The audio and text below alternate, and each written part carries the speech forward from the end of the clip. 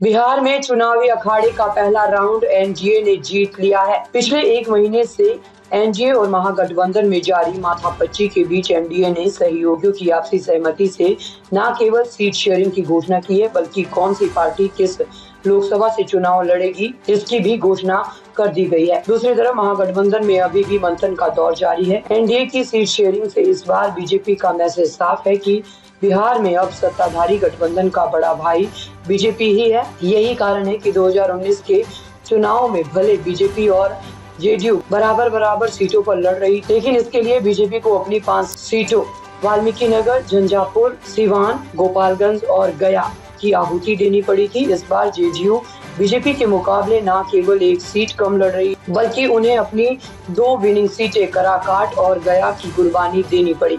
हालांकि बदले में एक शिवहर की सीट देकर जरूर डैमेज कंट्रोल की कोशिश की गई। एनडीए की सीट शेयरिंग से एक बात और साफ हो गई है कि रामविलास पासवान की विरासत चिराग पासवान न केवल असली हकदार हैं, बल्कि एनडीए के लिए अखिल बिहार स्तर पर दलित का चेहरा भी वही होंगे।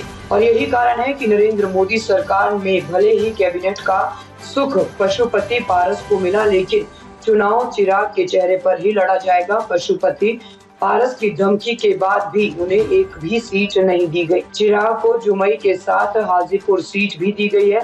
नवादा सीट जरूर उनसे ले ली गई है। इस बार एनडीए की सीट शेयरिंग में 3 बदलाव हुए हैं। पहला, बीजेपी अपनी सिटिंग सीट शिवहर छोड़ दी है। दूसरा, एलजेपी की एक सीट कम, उनकी विनिंग सीट नवादा वापस अपने पास ले ली। तीसरा, जदयू अपनी 2 विनिंग सीट कराकाट और गया उपेंद्र कुशवाहा और जीतन राम मांझी के लिए छोड़ दी है। बाकी सब कुछ पिछले चुनाव की तरह ही है।